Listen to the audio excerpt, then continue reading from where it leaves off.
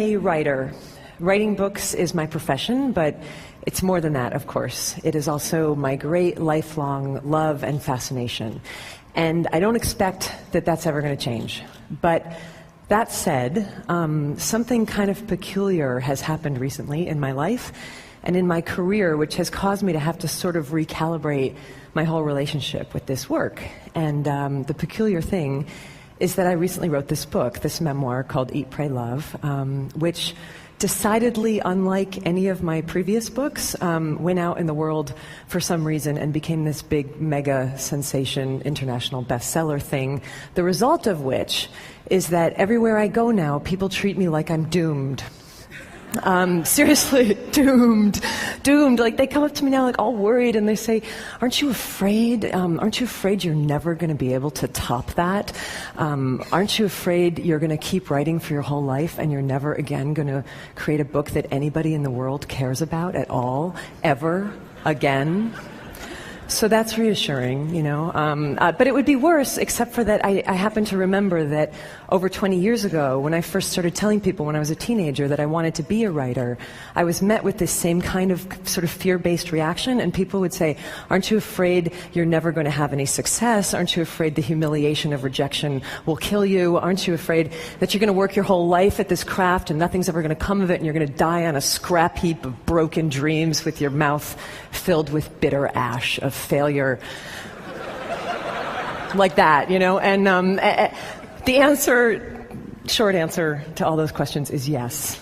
Yes, I'm afraid of all those things. And I always have been, and I'm afraid of many, many more things besides that, you know, people can't even guess at, like seaweed and other things that are scary. But when it comes to writing, the thing that I've been sort of thinking about lately and wondering about lately is why, you know? Is it rational? Is it logical that anybody should be expected to be afraid of the work that they feel they were put on this earth to do, you know? And what is it specifically about creative ventures that seems to make us really nervous about each other's mental health in a way that other careers kind of don't do, you know? Like my dad, for example, was a chemical engineer, and I don't recall once in his 40 years of chemical engineering anybody asking him if he was afraid to be a chemical engineer, you know? It just didn't come, like, got chemical engineering block, John, you know, how's it going? And it just didn't come up like that, you know? But to be fair, right, chemical engineers as a group, you know, haven't really earned a reputation over the centuries for being alcoholic manic depressives, and we writers, you know, we kind of do have that reputation. And not just writers, but creative people across all genres, it seems, have this reputation for being enormously mentally unstable. And, you know, all you have to do is look at the very grim death count in the 20th century alone of really magnificent creative minds who died young and often at their own hands, you know. And even the ones who didn't literally commit suicide seem to be really undone by their gifts, you know. Norman Mailer, just before he died, last interview, he said, "Every one of my books has killed me a little more."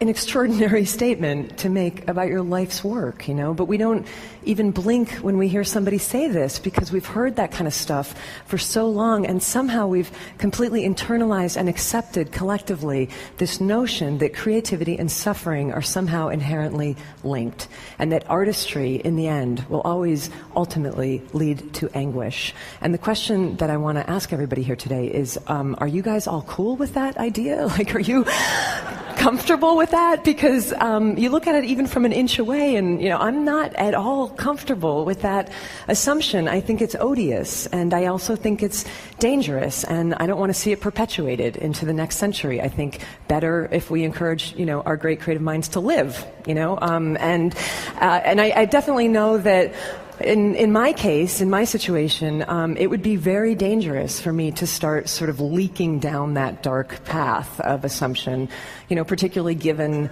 the circumstance that I'm in right now in my career, which is, you know, like, check it out. I'm pretty young. I'm only about 40 years old. I still have maybe another 4 decades of work left in me.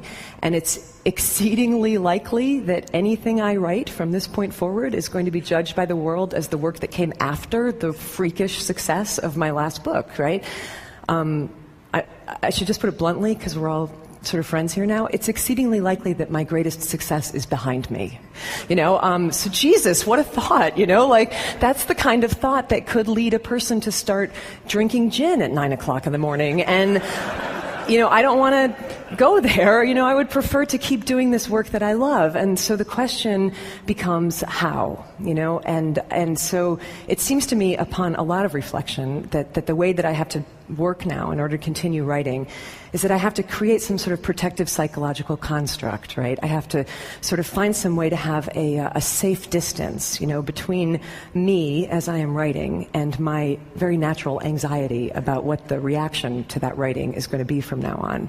And as I've been looking over the last year for like models for how to do that, I've been sort of looking across time, and I've been trying to find like other societies to see if they might have had better and saner ideas than we have about how to help creative people sort of manage the inherent emotional risks of creativity. And that search has led me to ancient Greece and ancient Rome.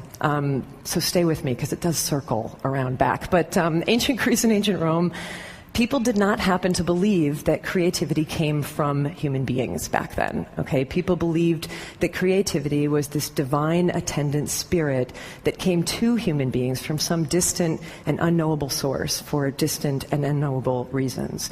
The Greeks famously called these divine attendant spirits of creativity daemons. Socrates famously believed that he had a daemon who spoke wisdom to him from afar.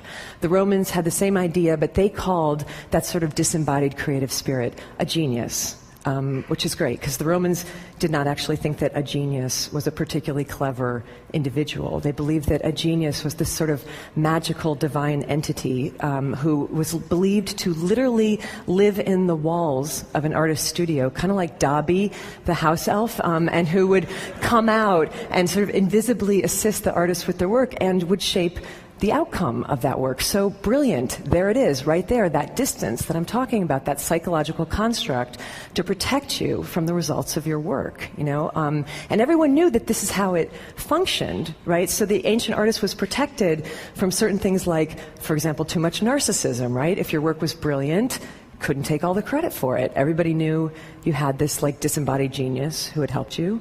If your work bombed, not entirely your fault, Everyone knew your genius was kind of lame. And this is how people thought about creativity in the West for a really long time. And then the Renaissance came and everything changed, and we had this big idea, and the big idea was, let's put the individual human being at the center of the universe, right? Above all gods and mysteries, and there's no more room for like mystical creatures who take dictation from the divine. And it's the beginning of rational humanism, and people started to believe that creativity came completely from the self of the individual. And for the first time in history, you start to hear people referring to this or that artist as being a genius rather than having a genius. And I got to tell you, I think that was a huge error. I think that allowing somebody, like one mere person, to believe that he or she is like the vessel, like the font and the essence and the source of all divine, creative, unknowable, eternal mystery is just like a smidge too much responsibility to put on one fragile human psyche. It's like asking somebody to swallow the sun. It just completely warps and distorts egos, and it creates all these unmanageable expectations about performance. And I think the pressure of that has been killing off our artists for the last 500 years. And if this is true, and I think it is true, the question becomes, what now? Can we do this differently? Maybe go back to some more ancient understanding about the relationship between humans and the creative mystery. Maybe not, maybe we can't just erase 500 years of rational humanistic thought in one 18-minute speech. And there's probably people in this audience who would raise really legitimate scientific suspicions about the notion of basically fairies who follow people around rubbing fairy juice on their projects and stuff. I'm not probably going to bring you all along with me on this. But the question that I kind of want to pose is, why not? Why not think about it this way? Because it makes as much sense as anything else I have ever heard in terms of explaining the utter maddening capriciousness of the creative process, a process which, as anybody who has ever tried to make something, which is to say, as basically everyone here knows, does not always behave rationally, and in fact can sometimes feel downright paranormal.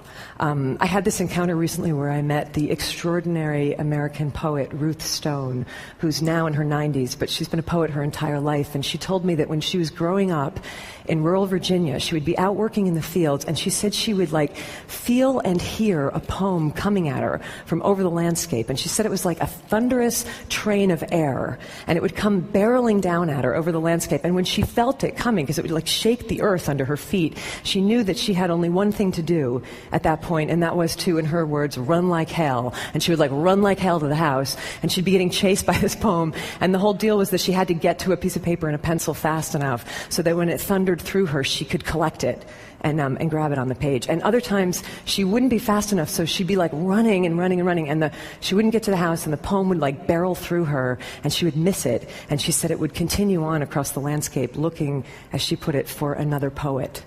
And then there were these times, this is the piece I never forgot. She said that there were moments when she would almost miss it, right? So she's running into the house and she's looking for the paper, and the poem passes through her, and she grabs a pencil just as it's going through her, and then she said it was like she would reach out with her other hand and she would catch it. She would catch the poem by its tail, and she would pull it backwards into her body as she was transcribing on the page. And in these instances, the poem would come up on the page perfect and intact, but backwards from the last word to the first. So when I heard that, I was like, that's uncanny. That's exactly what my creative process is like. It's not at all what my creative process. I'm not the pipeline, I'm a mule, and the way that I have to work is that I have to get up at the same time every day and sweat and labor and barrel through it really awkwardly. But even I, in my mulishness, even I have brushed up against that thing, at times. And I would imagine that a lot of you have too. Even I have had work or ideas come through me from a source that I honestly cannot identify. And what is that thing? And how are we to relate to it in a way that will not make us lose our minds, but in fact might actually keep us sane? And for me, the best contemporary example that I have of how to do that is the musician Tom Waits, who I got to interview several years ago on a magazine assignment, and we were talking about this. And Tom, for most of his life, he was pretty much the embodiment of the tormented contemporary modern artist. Trying to control and manage and dominate these sort of uncontrollable creative impulses, that were totally internalized. But then he got older and he got calmer. And one day he was driving down the freeway in Los Angeles, he told me, and this is when it all changed for him. And he's speeding along, and all of a sudden he hears this little fragment of melody, that comes into his head, as inspiration often comes elusive and tantalizing, and he wants it, it's gorgeous, and he longs for it, but he has no way to get it. He doesn't have a piece of paper, he doesn't have a pencil, he doesn't have a tape recorder. So he starts to feel all that old anxiety start to rise in him, I'm going to lose this thing, and then I'm going to be haunted by this song forever, and I'm not good enough, and I can't do it. And instead of panicking, he just stopped that whole mental process, and he did something completely novel. He just looked up at the sky and he said, "Excuse me, can you not see that I'm driving? Do I look like I can write down a song right now? If you really want to exist, come back at a more opportune moment when I can take care of you. Otherwise, go bother somebody else today. Go bother Leonard Cohen, And his whole work process changed after that. Not the work. The work was still oftentimes as dark as ever, but the process and the heavy anxiety around it was released when he took the genius out of him where it was causing nothing but trouble, and released it kind of back where it came from, and realized that this didn't have to be this internalized, tormented thing. It could be this peculiar, wondrous, bizarre collaboration, kind of conversation between Tom and the strange external thing that was not quite Tom. So when I heard that story, it started to shift a little bit the way that I worked too, and it already saved me once, this idea. It saved me when I was in the middle of writing Eat, Pray, Love, and I fell into one of those sort of pits of despair that we all fall into when we're working on something and it's not coming, and you start to think this is going to be a disaster, this is going to be the worst book ever written, not just bad, but the worst book ever written. And I started to think I should just dump this project, you know. But then I remembered Tom talking to the open air, and I tried it.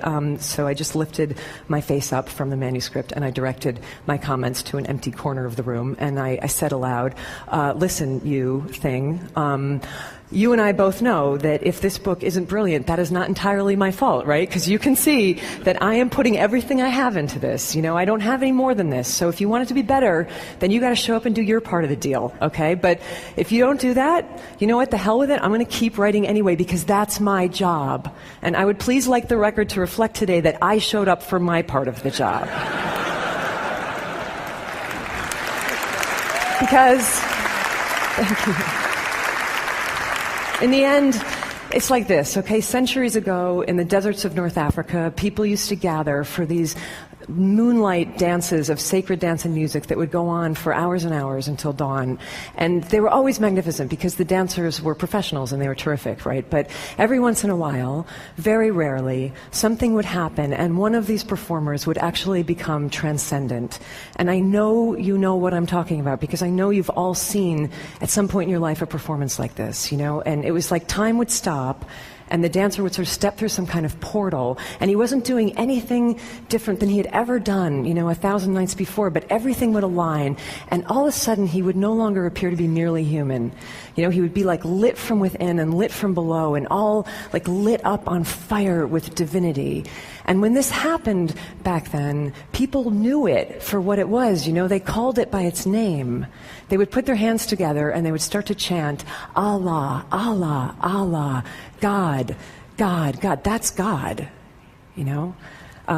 Curious historical footnote, when the Moors invaded southern Spain, they took this custom with them, and the pronunciation changed over the centuries from Allah, Allah, Allah to Ole, Ole, Ole, which you still hear in bullfights and in flamenco dances in Spain when a performer has done something impossible and magic.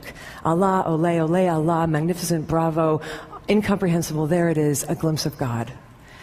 Which is great, because we need that. But the tricky bit comes the next morning, right, for the dancer himself, when he wakes up and discovers that it's Tuesday at 11 a.m. and he's no longer a glimpse of God. He's just an aging mortal with really bad knees, and, you know, maybe he's never going to ascend to that height again, and maybe nobody will ever chant God's name again as he spins, and what is he then to do with the rest of his life? This is hard.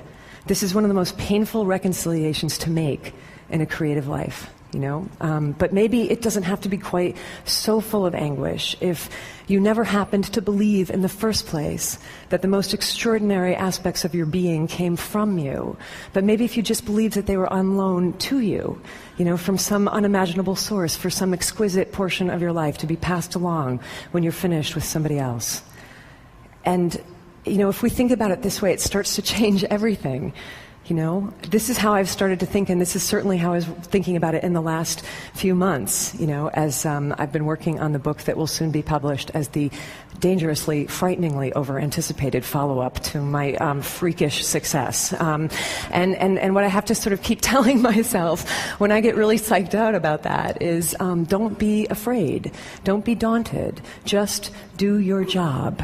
Continue to show up for your piece of it, whatever that might be. If your job is to dance, do your dance. If the divine, cockeyed genius assigned to your case decides to let some sort of wonderment be glimpsed for just one moment through your efforts, then ole. And if not, do your dance anyhow. And ole to you nonetheless. I believe this and I feel like we must teach it. Ole to you nonetheless, just for having the sheer human love and stubbornness to keep showing up. Thank you. Thank you. Thank you. Thank you.